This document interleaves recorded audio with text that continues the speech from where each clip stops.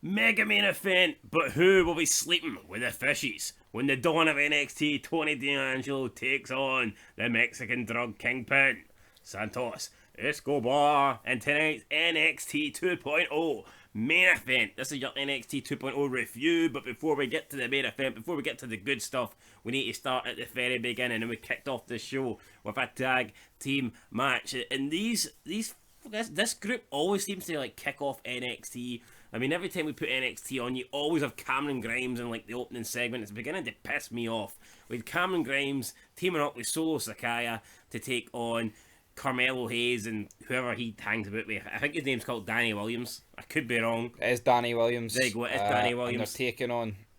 Well, I've already discussed who they're taking on. Anyway, we have the match. It was decent. In the end, Solo Sakaya wins.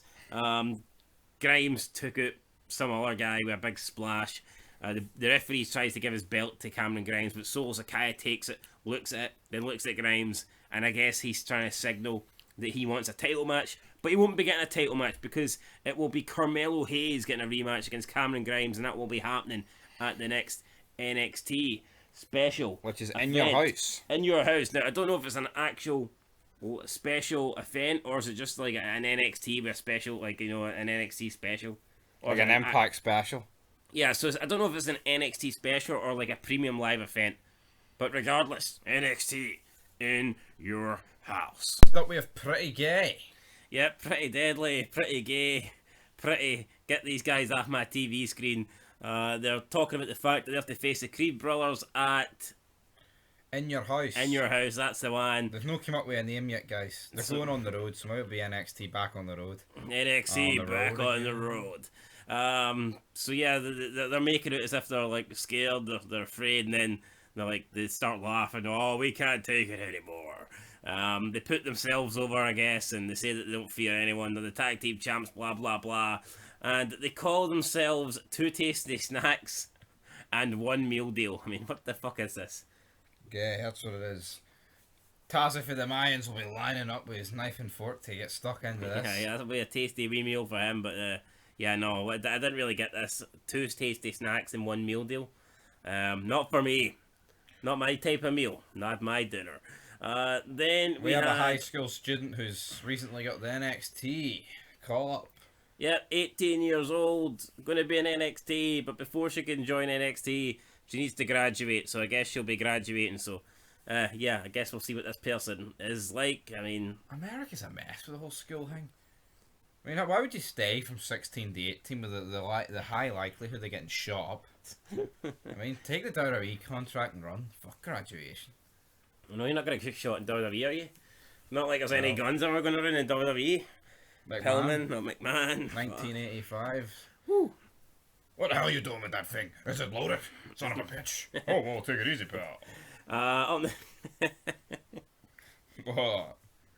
You're oh, whoa, Robert. Whoa, calm it down there, son. Up next with another first round match in the women's NXT Breakout Tournament. With Lash Legend taking on Tatum Paxley, and Lash Legend beat Tatum Paxley, so... This match took me apart. This is a... This Lash Legend, was she the one that was doing the interviews? Yeah, I think she should go back to that. Yeah, this is shit. No one cares about this. Yeah, she's not great in the ring, and I mean, just... see, I don't get it, right? The 23-second interview she did with Lions was better than any fucking match this tournament will have. Yeah, just, you don't have... Not everybody has to be a wrestler. Or at least maybe she can wrestle the odd match. But for me, if she's good at the segments in the talk show, then she should be doing that every week. And right. Once in a while have the odd match. Lions and her, by doing this tournament, doing that interview, they already broke out. This should for fucking literal jobbers, it should be. Yeah, I mean, that interview with those two did more for them than a win in this tournament's going to do. 100%. So... Yeah, it'd be like 5 months in the Brock Lesnar 2002 run. There's a breakout tournament and he's on Velocity. It's like, well, what the fuck? Yeah, for me, a breakout tournament should be like for people that 18-year-old that have literally just been called up. They haven't competed yet, and they're having their first. Everyone's having their debut matches. To me, that's a breakout tournament.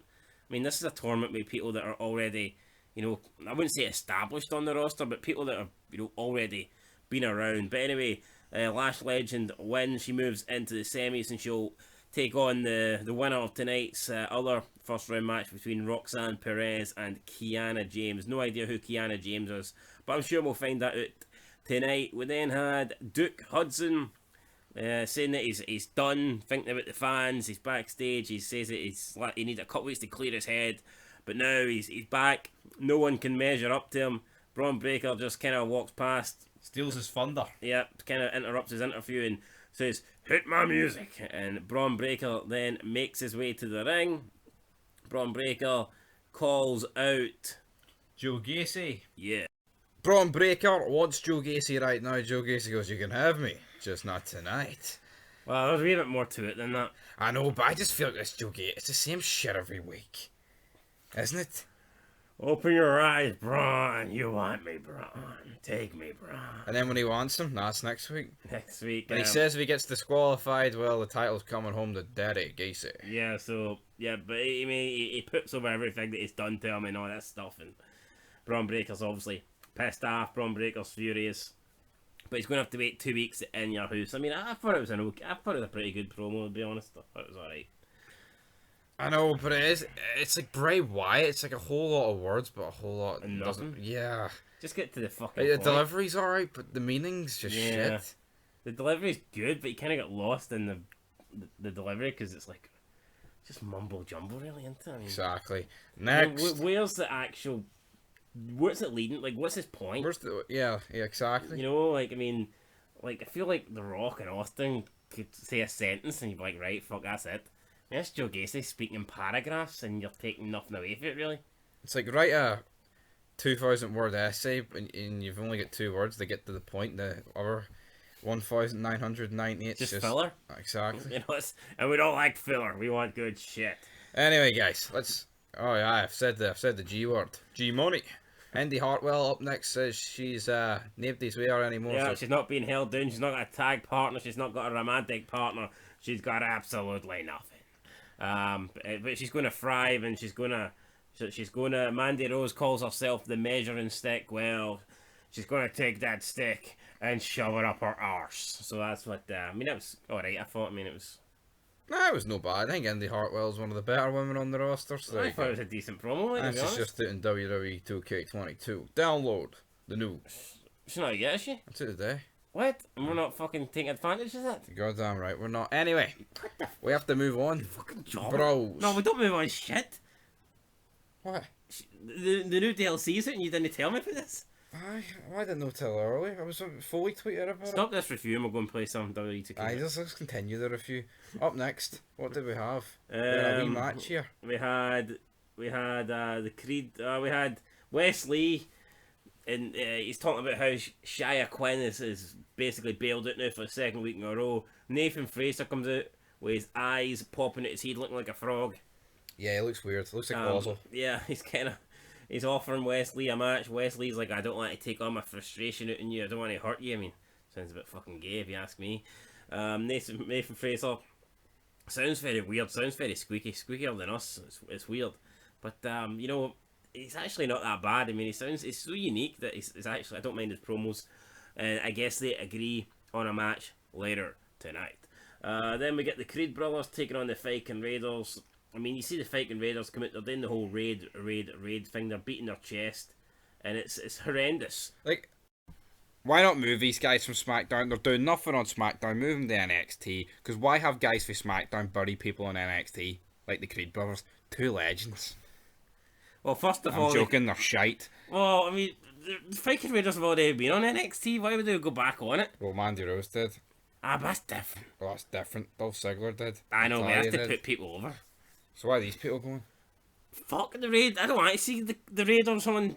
I don't want to see them on anything. Fucking Viking Raiders. The guy looks like he's been raiding the fucking fridge. Fat bastard. Anyway, the Creed brothers lose. Roderick Strong gets in. He tries to help them. Ends up causing his team to lose the match. One of the guys done like a dolphin dive to the outside. Yeah, just looked pretty retarded. That's not a dolphin dive. Man. Well, he nearly snapped his ankle. Cannonball. Cannonball dolphin dive. Same fucking No, it's shite. fucking not. Dolphin dives when you jump with your arms, man. Well, like, I mean, I wish he'd have jumped head first, never mind with his arms, right? The guy sucks. The Viking Raiders win, and then they go raid. Then we get Braun Breaker, he's leaving. He gets caught, though, with an interviewer He wants to ask him questions. Did he play into the hands of Joe Gacy? Well, I don't know. Braun Breaker's probably falling asleep here because every time Joe Gacy speaks, nobody listens. But then Duke appears, and Duke is like, it's not nice when you get interrupted in your interview. And Braun Breaker's like, you're big and scary. You think you're big and scary? And Duke goes, yeah, 6'5". What? I mean, first of all, what a fucking reply, and second of all, I mean, 6'5's not even that big. Maybe in the current era, 6'5", you seem like a giant. But see, back in the day, see, we said you think you're big and see, we said 6'5", I went, fuck up, midget, you know what I mean? So then Duke goes, why don't you? Braun Breaker goes, well, if you're so big, if you're so 6'5", why don't you meet me in the ring? I'll kick your ass. And Duke's like, yeah, I'll meet you in the ring. He's a big lanky streak of piss. Just not tonight. So yeah, Duke, how many matches have actually been fucking teased for tonight, but in fact we're getting them next week? We're 74 rated Shawn Michaels. We need them in. So next week we're getting Braun Breaker versus Duke. Up next though, we had Grayson Waller defeating Andrew Chase. Andrew Chase of Chase University. Sari was the flagpole bearer tonight. She waved the flag, but in the end it didn't really help Chase pick up the win because they ended up losing. Waller got thrown over the top rope, landed into Brody. Chase then went to check on Brody. He got in the ring, and Grayson Waller hit him with like the springboard roll through the middle rope stunner, whatever he calls it, I don't know, but it was impressive and it got him the victory. So there you go. Then we moved on to the last first round match of the women's NXT Breakout Tournament, and it's Roxanne Perez. This chick's about fucking 4'10". This chick is really, really small. She's taking on Kiana, somebody with a school. I'm assuming it's like a school teacher gimmick, but she tried to cut like a promo with like mathematics implemented into it, and it just sucked. I mean, see, when you've seen a Scott Steiner math promo, anything is going to be disappointing after that. And that's it. But this was really, really bad. Oh, the numbers are astronomical. You can't win. What? They're trying to go for like gimmicks here, which I'm all for, but when it's like stuff like this, it's shit. Yeah, no, I'm all for it. Like, but I mean, I would have just liked her to go into a bit more depth about the numbers and why she can't win, even if it's bland like the Royal Rumble. 2 men start the match. Every 90 seconds, another man will enter. 2 feet have to touch the rope. Number 27. The grind. Not the rope. Alright, well, you know what? Number 27's a lucky number. 4 people have won from this number. We get it. I would have liked to have seen this fucking wannabe school teacher break down the numbers a little bit more, right? But she didn't. And in the end, she got broke down in the ring by Roxanne Perez. And that's why I'm the man, guys, right? Because I can carry the fuse. I can carry the channels. I can carry the fits. No, you can't. Alright, I can, right? I carry them like fucking pound bags for life, alright? Shopping bags. That's what they are to me, right? No bother. 2 pound weights. 2 kilograms. 2 kilos. Shut the fuck up. Or what? What happened next? Don't know, we haven't got to that part yet. Exactly. We then have a match. We've got Nathan Fraser. Wesley. Some big dude comes out. Battles him. Aye. Wagner. Wagner. They then fight them off backstage, and they have a wee segment with this Indian dude. Basically buries him for being midgets. Yeah, they say that the Indian guy, Wesley, says, size doesn't mean shit. And then the guy stands up and he's about fucking 2 meters taller than him, so I guess it does mean a lot. Then we get Tony D taking on Santos Escobar. Pretty good match, pretty good main event, but it's Santos Escobar who picks up the win after brass knuckles. Outside interference, cracks Tony D with something, and then he walks over him as he gets his arm raised. Both faction members come out at ringside, so the whole talk of this being one-on-one, that obviously it's not how it went down, and the brass knucks, the power of the punch, as William Regal would call it, was the difference between Tony D and Santos Escobar. So I mean, it'd be interesting to see what happens with this feud, but definitely the best thing going on NXT at the moment, and I'm assuming that this will carry on to In Your House. So I mean, you look at, it's set up for a 6-man tag as well, isn't it? I mean, I can't imagine this will be the last of this. This will continue on, and this was good. I mean, the segments. I mean, my favourite part of the show has been the whole the rivalry between these like 2 cartel gangster style crews. So yeah, no, it's not the cartel gangster. It's the mob. The mob, whatever you want to call it. And then we have With Joe Gacy. Yeah, with Joe Gacy. What's he saying though? He's got a match next week. Uncontrollable rage. He doesn't have a match next week. It's Braun Breaker versus the other guy. So it is. He's on about in your house, guys.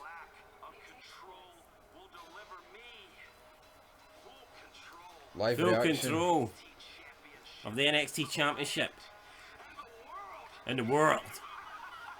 Meaningless words. Anyway, time to... Gacy, he's teleporting. The camera's panning away. Right, time to and it rate the looks show like out of it's 10. Whoa, I like it, brother. I'm gonna get a 4. You know what? I'll also get a 4.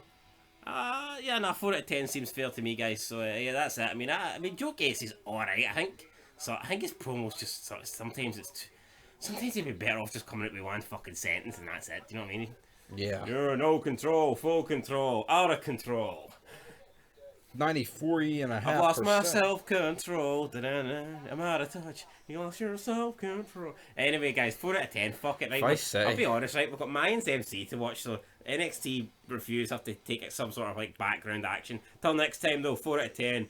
Peace.